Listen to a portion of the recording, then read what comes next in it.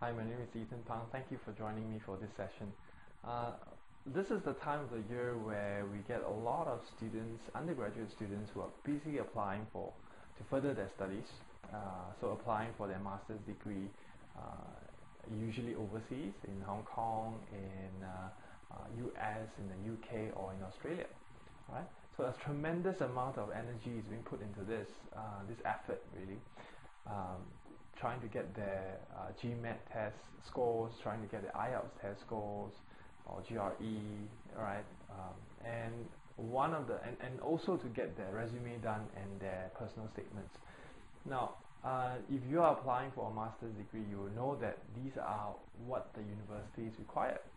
And one of the key things I realized that the students have a weakness in is two things actually. One is in their resume.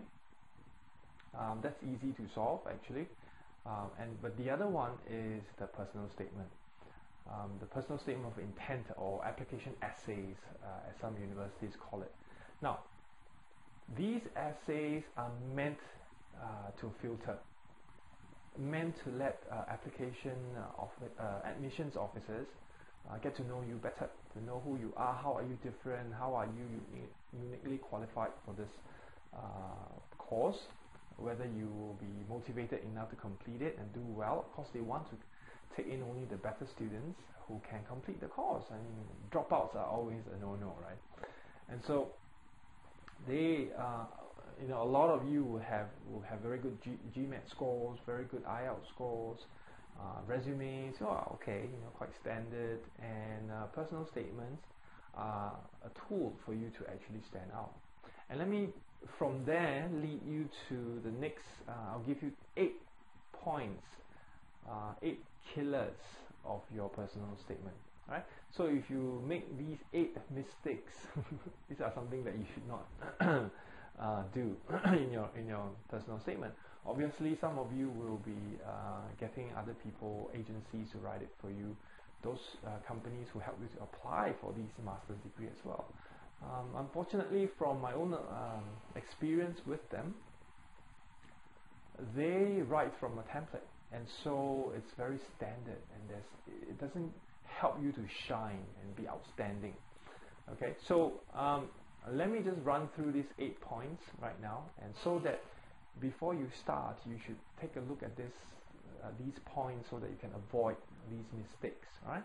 Now, I mentioned that a personal statement is used to help you to stand out, to help the application processing officer know more about you, and to allow you to actually convince them, to sell to them that you are a very good candidate for them.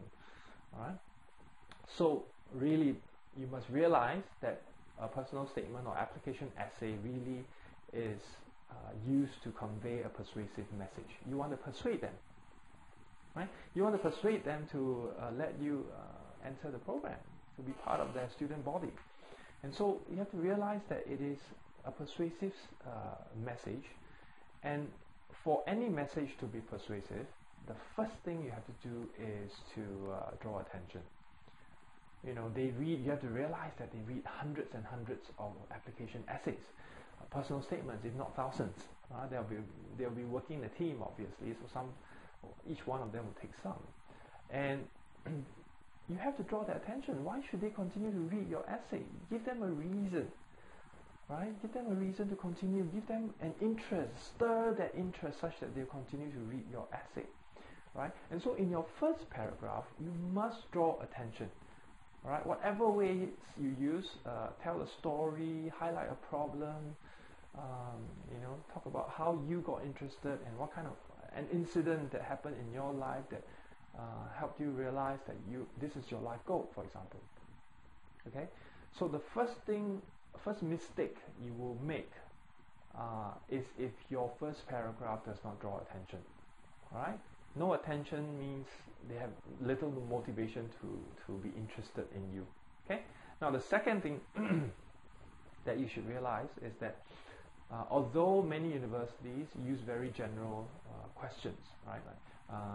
Please write a 500-word or 1,000-word personal statement of intent, full stop. That's very general. But many universities will be very specific. They'll ask you about your career goals, 5 years, 10 years. Why did you apply for this program, and how do you think this program will help you in achieving your goals? And there are other non-goal questions, like if you were to take 3 persons to the National Day ball or dinner, who would you bring? Okay, or what kind of leadership experiences have you had, and what did you learn from it? Things like that. These are non-goals questions. So in writing your personal statement or replying to these questions, you have to answer the questions very specifically. All right.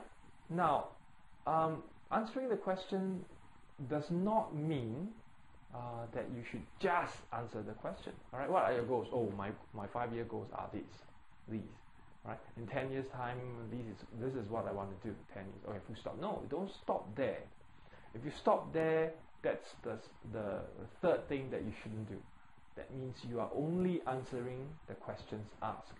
No, you have to answer the question asked, yes, address the questions, and you have to explain.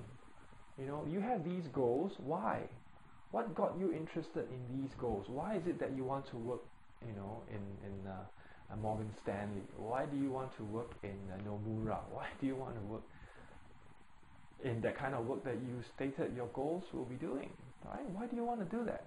Is there an event in your life that inspired you to do that? What's your reason for such a goal? Right? Anybody who influenced you to go that way? All right. So you have to go further. What's your goal? What happened there? Why do you want it? Okay. Why do you want it? I think this is something that's important that you must put in. And the fourth mistake to make in writing a personal statement will be to write a personal statement as if it is your resume.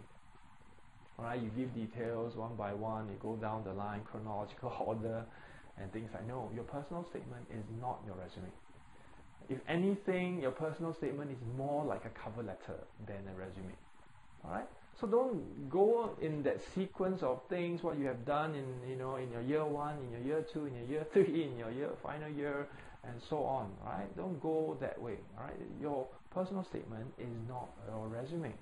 Your personal statement should tell a story about your purpose of studying this master's degree, why this university, how it will help your career in the future. How did you choose your career? They want to know that you've thought through all this, all right, and that you're making a thoughtful, informed decision by wanting to study with them. Okay, so that's your fourth point, which is not to write like a resume. The fifth mistake that you can make is that the points in your personal statements are too general. All right. For example, I've broadened my horizons. What does that really mean? All right, it's too general. These kind of statements are just too general. I mean, they don't get anything from it. Okay, so you need to be very, very specific in terms of you broaden your horizons, yes, but what specifically has broadened? How has your perspective changed, and how will you do things differently now? Right? It has to be more specific with details. Right? You have a lot of words available for you to convince the reader. Okay, so don't ever let it be too general, your statements. Okay, now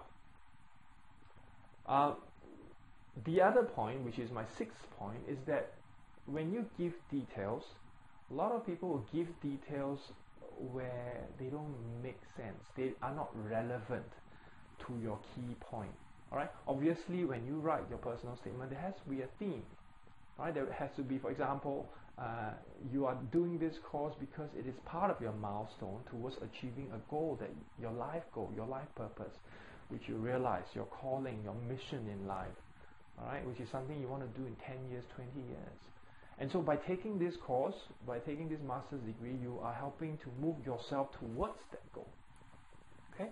So whatever points that you give in your personal statement has to be relevant to this theme, right? They will help you achieve this ultimate goal that you want to achieve, right? Instead of giving too much details which are not related, to the entire story, to the entire thread of your personal statement. All right, so that would be a mistake, to not have all the points linked together and to be relevant. Now, seventh point, very, very simple, as in writing any essay, any statement itself, any message itself, it is vital for you to check grammar and to check spelling for spelling errors.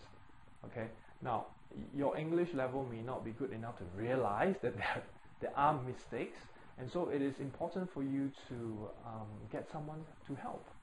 Alright, to read through and find out, to identify where the mistakes are, grammatical mistakes and spelling mistakes. Alright, it is vital that you do that. Okay, make sure that you find someone who can help you do that.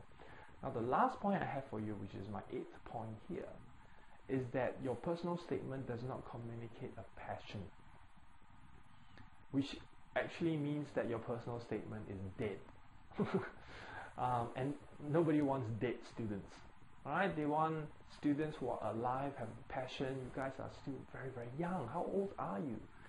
Alright, most of you are just graduating from your undergraduate studies.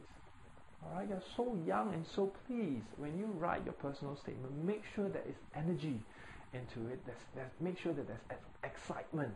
Make sure that there is a passion. When they read your personal statement, they can see your passion, that you really want to study this, and these are the things that you want to do while you are in the university. What are the activities you want to participate in?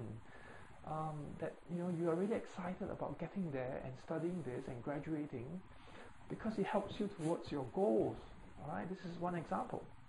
Okay, so please make sure that you put in passion, and there's an energy in your writing itself, in your personal statement. Alright, so it's the personal statement is personal, as the name suggests. It's about you, it's about your story, it's about how you are different, it's about how you are who you are. Alright, and so that will be attractive if you write it in this way. Alright, so take note of all these things to avoid. I've given you 8 points. There's actually more, but these are the top 8 I think will be very, very important to you, and you should put them to practice right now, even as you start to write your essays. I hope to be able to give you more points in the next session. Alright, so keep track of what you're writing and plan it carefully, and I hope to be helpful to you in all the information that I'll be providing to you. Thank you for joining me, and I'll see you next time.